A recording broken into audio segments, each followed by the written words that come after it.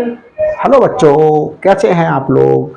देखें, आज आपके लिए संख्या पद्धति कक्षा 9 के लिए मैं प्रश्नावली 1A लेकर के आया हूँ मनोहर रे की बुक से। तो देखें, मनोहर रे की बुक में जो क्वेश्चंस दिए हुए हैं, यहाँ पर उन क्वेश्चंस का आंसर देने के लिए मैं कुछ बातें, सम संख्याएं क्या होती हैं, सम, धन, पूर्णांक, समधन पूर्णांक, इन क्वेश्चन को सॉल्व करने के लिए ये थोड़ी सी बातें आनी चाहिए। समधन पूर्णांक वे संख्याएं होती हैं जिनको 2 से भाग किया जा सके। वे संख्याएं जो 2 से विभाजित विभाजित हो, उन्हें सम धन पूर्णांक कहते हैं वे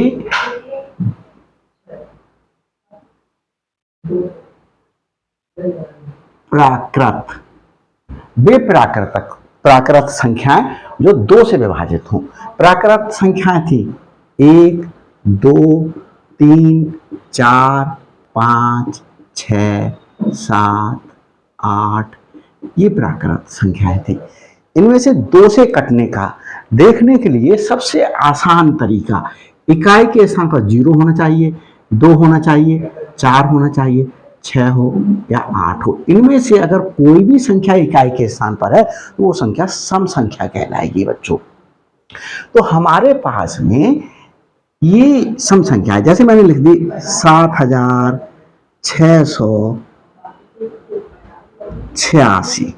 तो इसे इकाई के स्थान को देखो, इकाई के स्थान पर इनमें से कोई अंक है, 6 है, तो ये संख्या पूरी पूरी 2 से विभाजित हो जाएगी और ये सम धन पूर्णांक है, क्योंकि ये संख्या धनात्मक है।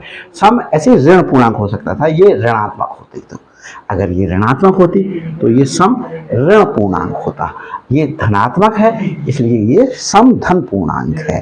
तो ये हमारे पास में फिर आ जाता है सम धन पूर्णांक। फिर आ जाता है हमारे पास में विषम संख्याएं, विषम धन पूर्णांक। विषम धन पूर्णांक का मतलब यह है जो संख्याएं 2 से विभाजित नहीं है वो क्या कहलाएंगे, सम धन पूर्णांक। वे प्राकृत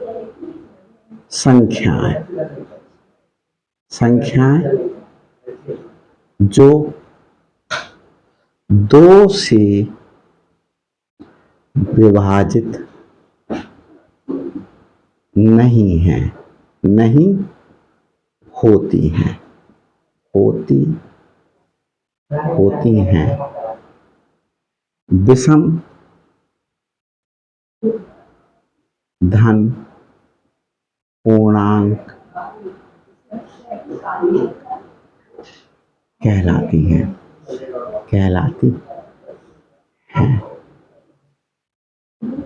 जैसे मैंने लिख दिया, अब ये देखो 2 से विभाजित होगी, 2 से विभाजित के लिए ये संख्या चाहिए इकाई के स्थान पर, इनमें से कोई नहीं है, तो ये हमारे पास में क्या हो गई, विषम धन पूर्णांक हो गई।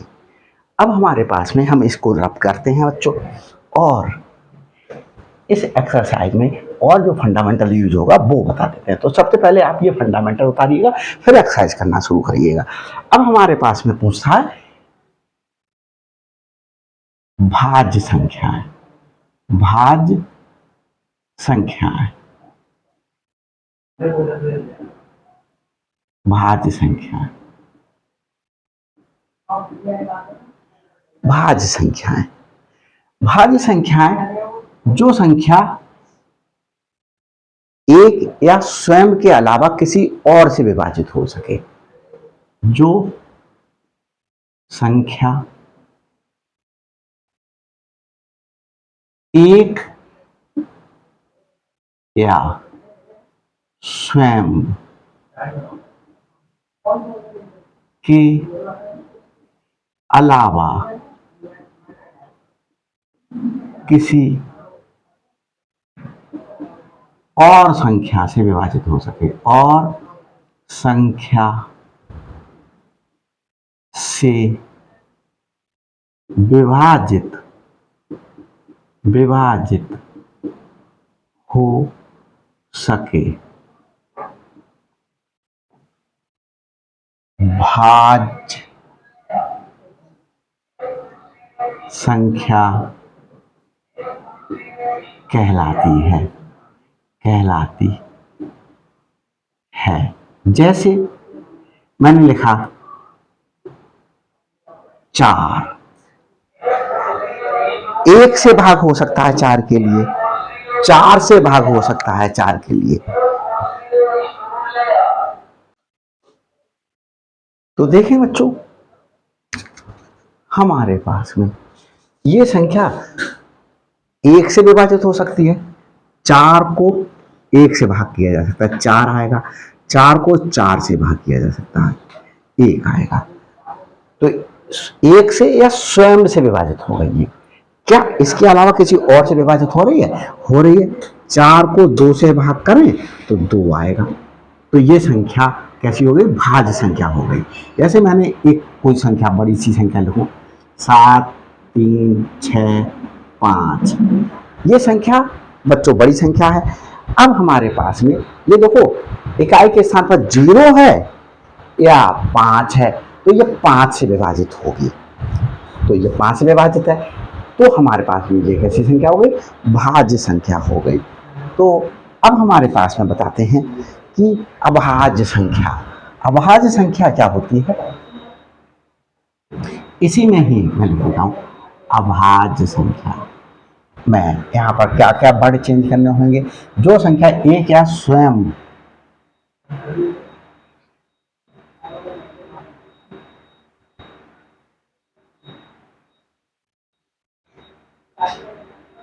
स्वयं से विभाजित हो, जो संख्या 1 या स्वयं से ही विभाजित हो अभाज्य संख्या कहलाती है।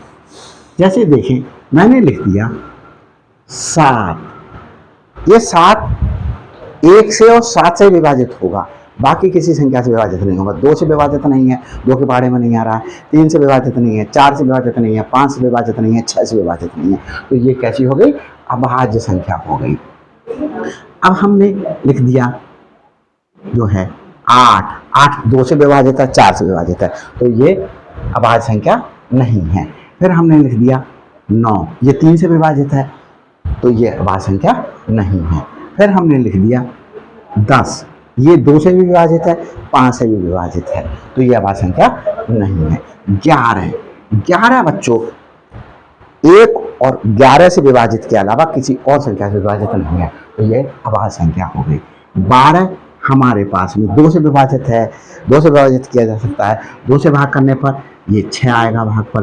12 3 से विभाजित है, 4 आएगा भाग पर। 12 4 से विभाजित है, 3 आएगा भाग पर। तो हमारे पास में 12 6 से विभाजित है, बहुत सी संख्याओं से विभाजित है, 2 आएगा भाग पर। तो 12 अभाज्य संख्या नहीं है। 13 किसी से विभाजित नहीं है। तो इस प्रकार से हम अभाज्य संख्याएं निकाल लेंगे। अब इसके बाद बच्चों एक बहुत इंपॉर्टेंट चीज आती है, वो आती है कि हमारे पास में देखिए ये आती है योगात्मक प्रतिलोम। योगात्मक प्रतिलोम योगात्मक प्रतिलोम का मतलब ये है कि किसी संख्या में कितना जोड़ें, किसी संख्या में कितना जोड़ें कि शून्य प्राप्त हो जाए। किसी दी गई संख्या में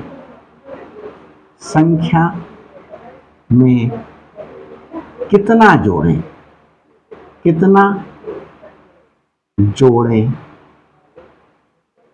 कि शून्य प्राप्त हो जाए, शून्य प्राप्त हो जाए, हो जाए। तो जो संख्या जोड़ेंगे वो संख्या योगात्मक प्रतिलोम कहलाएगी। तो जो संख्या जोड़ेंगे वह उस दी गई संख्या की योगात्मक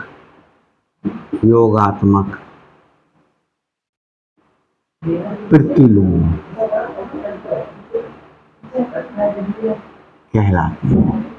कहलाती है। जैसे बच्चों उदाहरण दे रहा हूं, पहला उदाहरण मैंने कहा -7 का योगात्मक प्रतिलोम बताओ। तो -7 में -7 का योगात्मक प्रतिलोम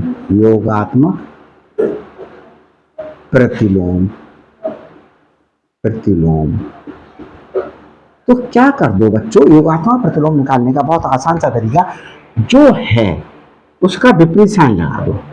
ये तो देखो मैंने कहा -7 का और इस योगात्मक प्रतिलोम का योग 0, -7 + 7 0 आ गया।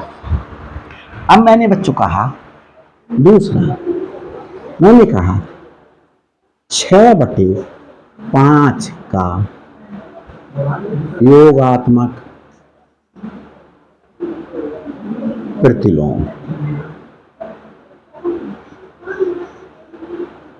क्या कर दो, 6/5 धनात्मक है, चिन्ह बदल दो, -6/5।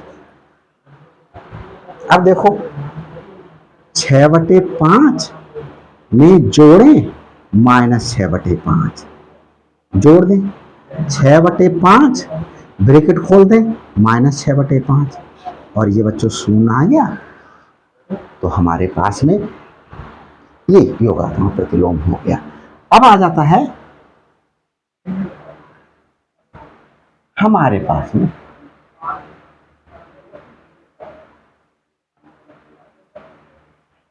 गुणनात्मक प्रतिलोम। क्या आ जाता है, गुणनात्मक प्रतिलोम।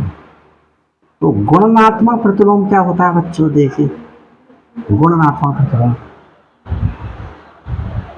किसी संख्या में, किसी दी गई संख्या में किस संख्या से गुणा करें कि 1 आ जाए। किसी दी गई संख्या में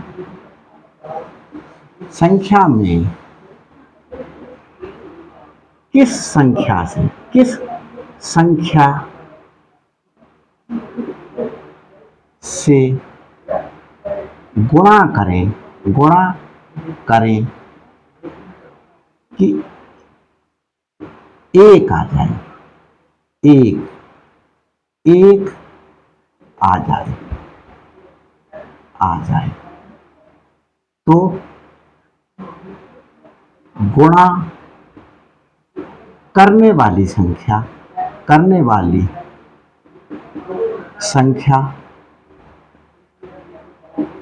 दी गई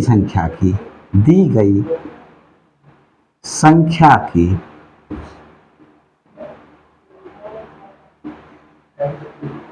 गुणनात्मक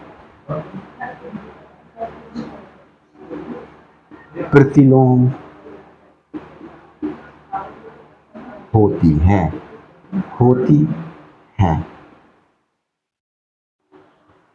ये जैसे मैंने लिखा 7, उदाहरण दे रहा हूं, एग्जाम्पल। 7, 7 का गुणनात्मक प्रतिलोम, ये पहला उदाहरण है। 7 का गुणनात्मक प्रतिलोम, 7 का गुणनात्मक प्रतिलोम, प्रतिलोम देखो 7 है, 7 के बटे 1 लिखने कोई फर्क पड़ेगा? नहीं पड़ेगा। अब इसका अंश को हर बना दें और हर को अंश बना दें, 1/7, ये गुणनात्मक प्रतिलोम हो गया। देखें कैसे हमारी परिभाषा को संयुक्त कर रहा है। 1/7 गुणा करिए, 7 से 7 कट गया, 1 आ गया। वो तो लिखा किसी दी गई संख्या में जिस संख्या से गुणा करें, किस संख्या से गुणा करें कि 1 आ जाए। 1/7 से गुणा करें, 1 आ गया, आ जाए तो गुणा करने वाली संख्या दी गई संख्या की गुणनात्मक प्रतिलोम होती है। 1/7 7 का गुणनात्मक प्रतिलोम है। अब मैं बच्चों दूसरा एग्जाम्पल ले रहा हूं। मैंने लिख दिया 1/7 का गुणनात्मक प्रतिलोम। अब मैंने गुणनात्मक प्रतिलोम के लिए बच्चों क्या करा था, इसका अंश को हर बना दिया था, हर को अंश बना दिया था। हर को अंश बना लूं, अंश को हर बना लूं, और एक हर में हो तो लिखते नहीं है, तो 7 आ गया। गुणा करके देख लें, जो परिभाषा लिखी है 1/7 को 7 से गुणा करें, 7 से 7 कैंसिल हो जाएगा, 1 आ जाएगा। तो हमारे पास में ये परिभाषा सही हो गई। अब आगे चलते हैं। अब आगे लिखा हुआ है बच्चों, ये क्वेश्चन आएगा क्रमान्वयी,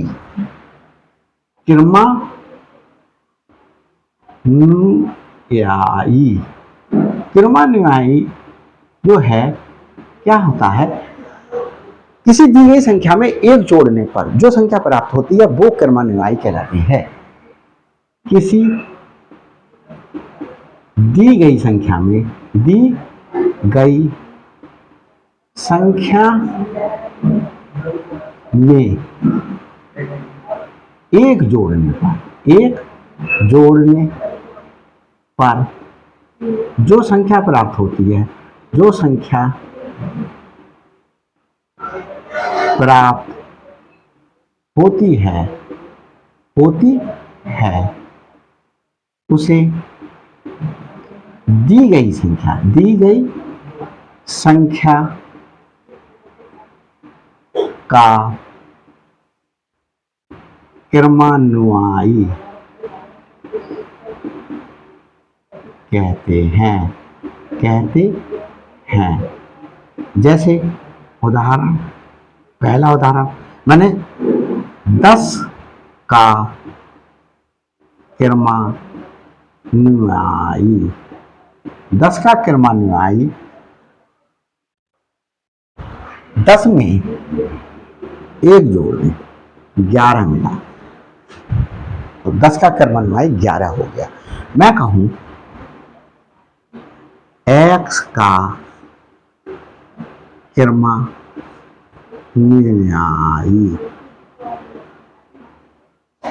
x में 1 जोड़ दें, तो ये क्रमान्वयी होगा।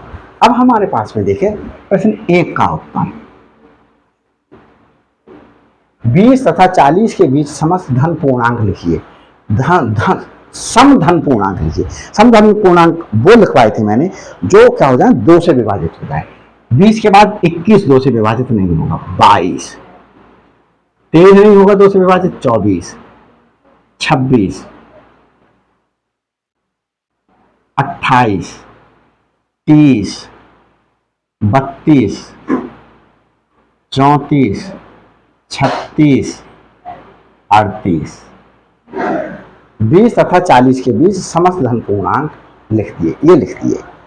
अब हमारे पास में 1 से लेकर के 10 तक अभाज्य धन पूर्णांक, अभाज्य धन पूर्णांक वे संख्याएं होती हैं जो 2 से ना कटे, 2 से विभाजित ना हो।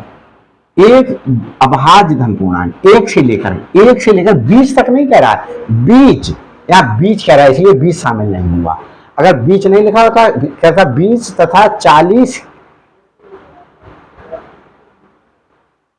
तक की समस्त धन पूर्णांक लिखिए, तो 20 भी शामिल होता है और 40 भी शामिल होता है, इस बात को ध्यान रखें।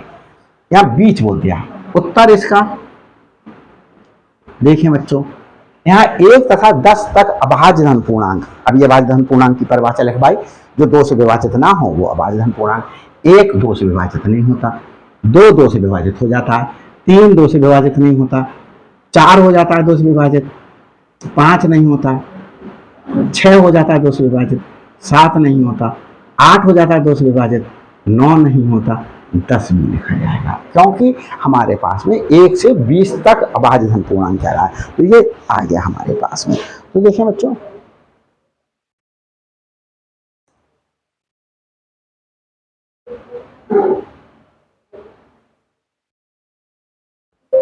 देखिए ये 2a प्लस 1 का क्रमान्वयी प्रश्न का उत्तर। क्रमान्वयी मैंने बताया, क्रमान्वयी किसी संख्या में एक जोड़ने पर जो हमें संख्या प्राप्त होती है वो क्रमान्वयी कहलाता है। तो 2a 2a प्लस 1 का क्रमान्वयी बराबर क्या हो जाएगा, 2a प्लस 1 में एक जोड़ दे, क्या हो गया, 2a प्लस 2 हो गया, क्रमान्वयी हो गया। अब बच्चों देखें, प्रश्न 4 में कह रहा है 2/3 का योगात्मक प्रतिलोम।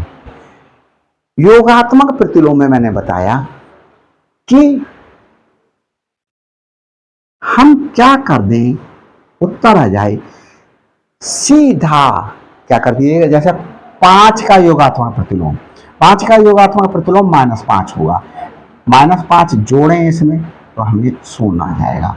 तो 2/3 का योगात्मक प्रतिलोम, 2/3 ये रखबर कर रहा हूं का योगात्मक प्रतिलोम मैंने लिखा -2/3, -2/3 अगर मैं इसमें जोड़ूं तो 2/3 ब्रैकेट खोल लूं, 2/3 ये आ गया 0, तो 0 आ जाए।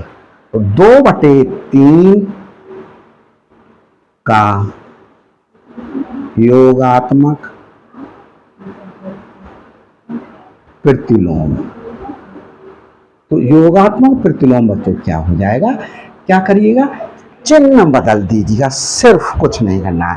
ये 2/3 धनात्मक है, -2/3 लिख दिया, खत्म कहानी हो गई। -5 का गुणात्मक प्रतिलोम, गुणात्मक प्रतिलोम में मैंने बच्चों बताया था कि क्या कर दीजिएगा, जो है -5 लिखा हुआ, ये रफ कार्य है बच्चों, -5। अब -5 का बटे 1 लिख लूं, हर को अंश बना लूं और अंश को हर बना लूं, तो -5 का उत्तर हुआ -5 का गुणात्मक प्रतिलोम। क्या हुआ, 1/-5, और अंश प्लस में हो, हर प्लस में हो तो भिन्न आती है प्लस में, अंश माइनस में हो, हर माइनस में हो, भिन्न आती है प्लस में, अंश प्लस में हो, हर माइनस में हो, भिन्न आती है माइनस में, अंश माइनस में हो, हर प्लस में हो, भिन्न आती है माइनस में।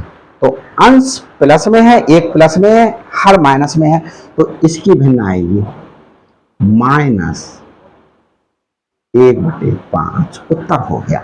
ये देख लेता हूं बच्चों, नीचे वाला पार्ट दिखाई दे रहा है या नहीं दिखाई दे रहा है, नहीं दिखाई दे रहा है तो मैं नीचे वाला क्वेश्चन ही नहीं दिखाई दे रहा बच्चों, तो नीचे वाला क्वेश्चन नहीं दिखाई दे रहा है तो मैं वीडियो को पॉज कर रहा हूं और क्वेश्चन उतार देता हूं।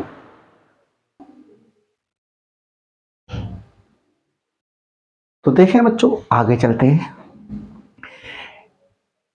P + Q तथा P - Q का योगात्मक प्रतिलोम। योगात्मक प्रतिलोम में मैंने बताया कि बच्चों क्या कर लें, साइन चेंज कर लें। जैसे मैंने लिखा -6/11 का योगात्मक प्रतिलोम, तो क्या हो जाएगा, +6/11, प्लस का साइन लगाते हैं, योगात्मक प्रतिलोम हो गया इसका। मैंने कहा 7/9 का योगात्मक प्रतिलोम, चिन्ह बदल दीजिएगा, -7/9।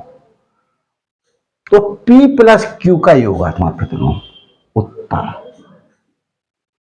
P + Q का योगात्मक प्रतिलोम, योगात्मक प्रतिलोम, प्रतिलोम P + Q ब्रैकेट में लिख दीजिएगा और माइनस का चिन्ह लगा दीजिएगा, चिन्ह बदल दिया।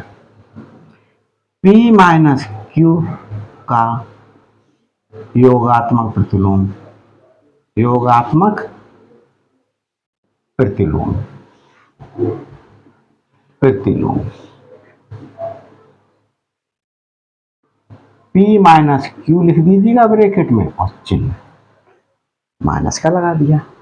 x के किस मान के लिए कथन 5 गुणा 3 गुणा 7 बराबर 5 गुणा 3 गुणा x सत्य है।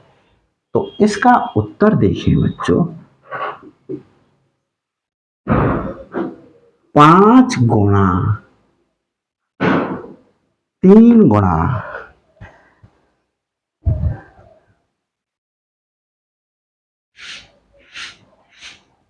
देखिए बच्चों,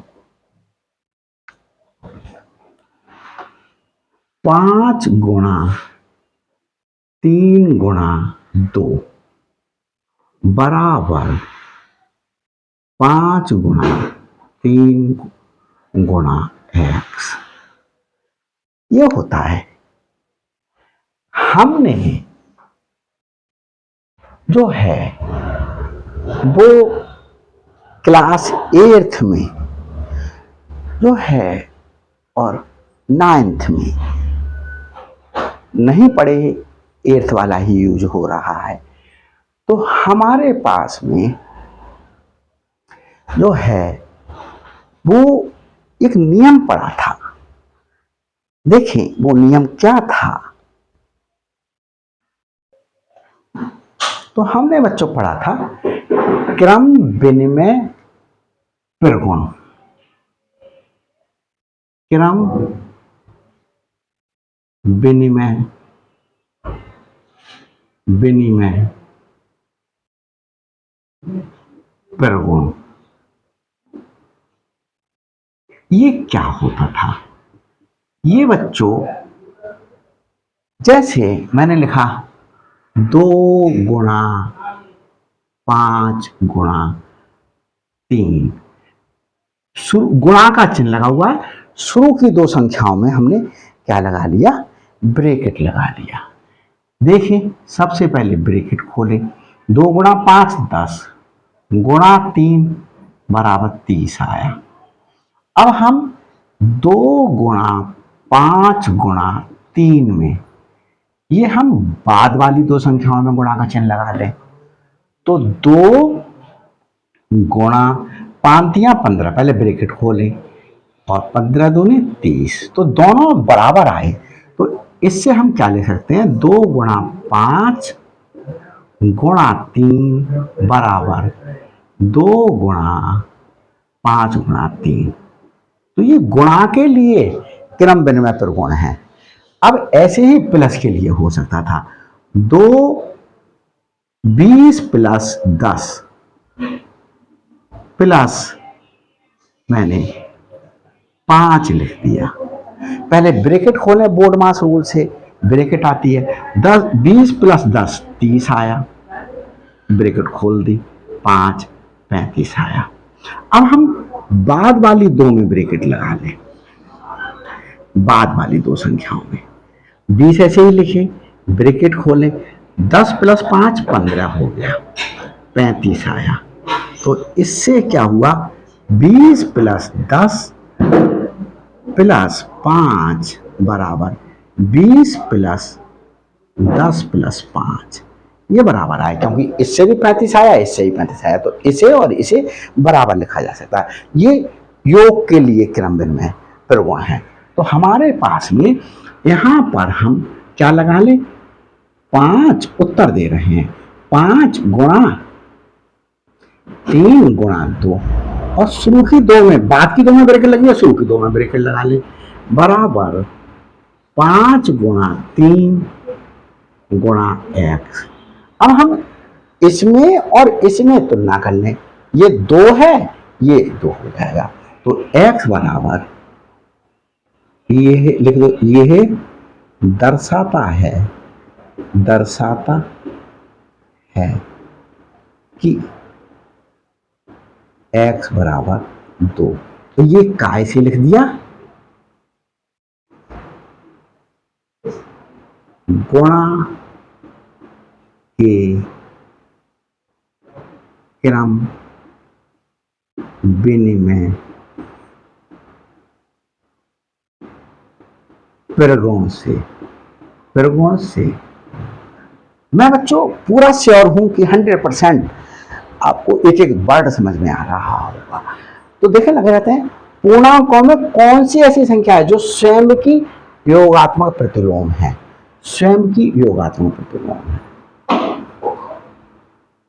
देखें बच्चों, योगात्मक प्रतिलोम, ये मैं जो है वो समझाता हूं, तो वो भी आप क्या करिएगा, उतारते जाया करिएगा, नोट डाल करके अपनी नोटबुक में नीचे नोट डाल करके ये चीजें सारी उतारा करिएगा। तो कभी भी इन फ्यूचर आप देखें तो आपको समझ में आ जाए। पूर्णांक क्या होते थे, 0, 1, -1, 2, -3, -3, इस प्रकार से पूर्णांक लिख लें।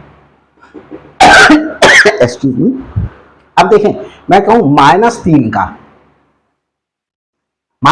का क्या हमारे पास में योगात्मक प्रतिलोम, -3 का योगात्मक प्रतिलोम क्या होगा, +3, चिन्ह बदल दें, -2 का योगात्मक प्रतिलोम 2 होगा, -1 का योगात्मक प्रतिलोम 1 होगा, 0 का योगात्मक प्रतिलोम -0, तो ये -0 ही हमारे पास में +0 होता है। तो यहां देख रहे होंगे कि 0 एक ऐसा पूर्णांक है, बाकी किसी को देखें, 1 को देखें, 1 का योगात्मक प्रतिलोम -1, 2 का योगात्मक प्रतिलोम -2, 3 का योगात्मक प्रतिलोम -3। तो 0 ही एक ऐसा पूर्णांक है, एक ऐसी संख्या है जिसका हमारे पास में योगात्मक पूर्णांक भी 0 है। उत्तर कौन सी ऐसी संख्या है, 0, बस उत्तर हो गया। यदि a एक समधन पूर्णांक है तो बताओ कि संख्या a-a और a+a सम है या विषम। इसे समझने के लिए यहां पर मैं आपको नोट डाल करके समझा रहा हूं। ये नोट आप अपनी नीचे नोटबुक में लिख करके देखेंगे। ये समझा रहा हूं मैं कैसे बच्चों ये क्वेश्चन का सलूशन होगा। तो इस क्वेश्चन को सॉल्व करने के लिए देखें बच्चों क्या करें। इस क्वेश्चन का हल ये है कि हमारे पास में जैसे एक हमने लिख दिया 4, एक समधन पूर्णांक है, 4 एक समधन पूर्णांक है, समधन पूर्णांक, क्योंकि ये क्या हो सकती है, 2 से भाग की जा सकती है। अब देखो 4 + 1, इसको क्या लिख दें, 5, एक विषम धन पूर्णांक है, धन पूर्णांक है। 4 में से 1 घटाएं या ये 3 आया, ये भी एक विषम धन पूर्णांक है।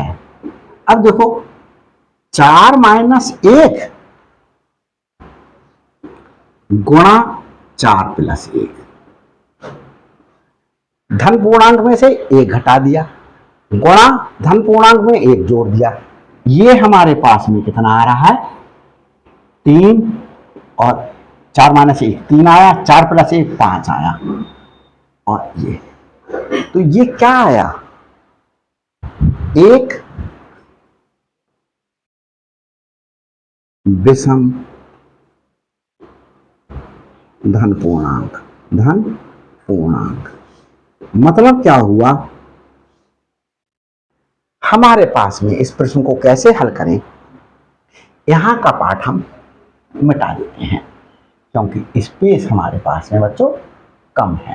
तो इसके लिए क्या कर रहा हूं, मैं ये मिटा दे रहा हूं। अब मैं इस प्रश्न का उत्तर यहां लिख देता हूं। प्रश्न 9 का उत्तर, प्रश्न 9 का उत्तर, ए एक समधन पूर्णांक है, दिया है, क्या दिया है, ए एक समधन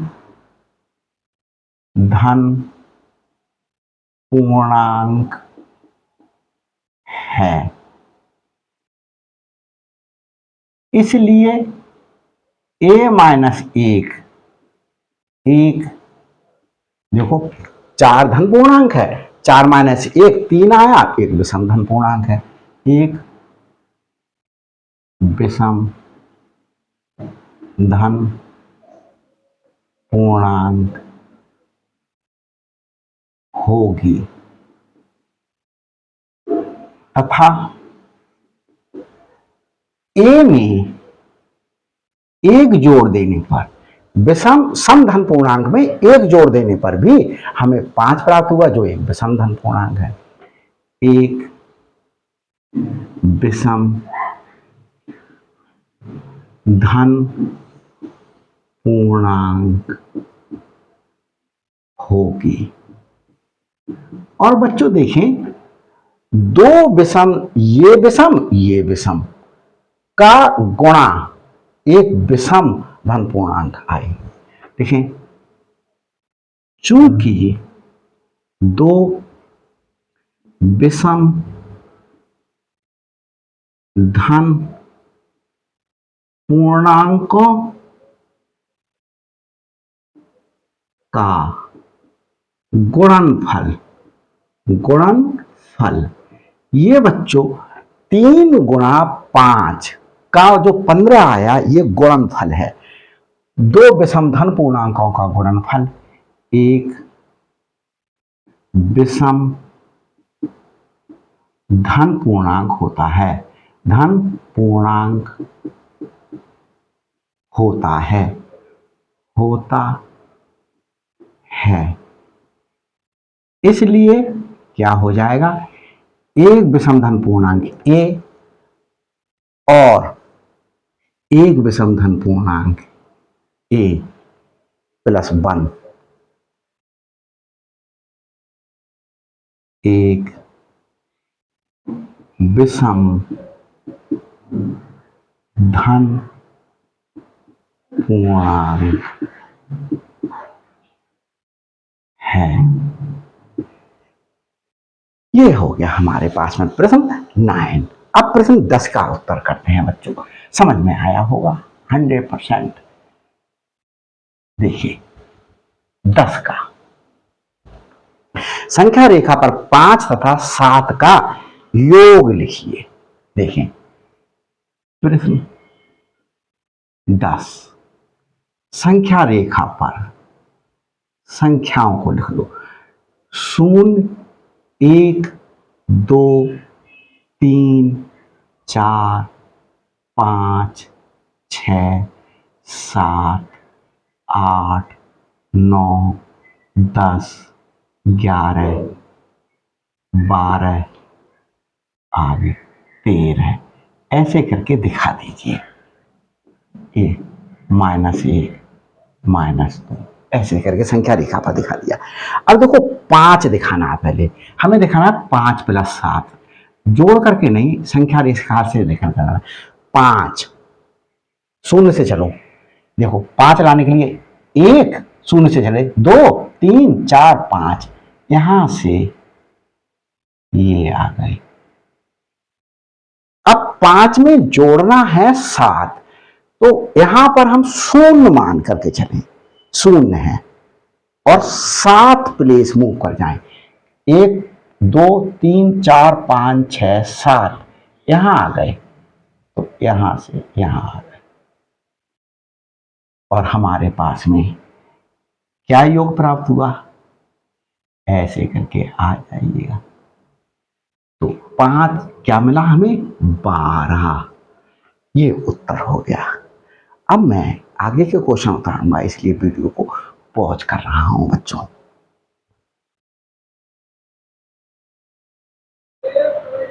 देखिए बच्चों, कह रहा है 11वां प्रश्न, निम्नलिखित कथनों में से कौन से कथन सत्य हैं और कौन से कथन असत्य हैं। तो इसको एक एग्जाम्पल लेकर के सॉल्व कर ले तो हम ज़्यादा अच्छा रहेगा। उत्तर बच्चों हम इस प्रकार से भी दे सकते हैं, 2 धन अभाज्य पूर्णांक। देखो अभाज्य जो 2 से विभाजित ना हो, मैंने धन अभाज्य पूर्णांक 1 17 लिख लिया, 7 लिख लिया, एक मैंने 9 लिख लिया, ये भी धनात्मक है और अभाज्य है, 2 से विभाजित नहीं हो रहा है। ये भी धनात्मक है और अभाज्य है, ये भी 2 से विभाजित नहीं हो रहा।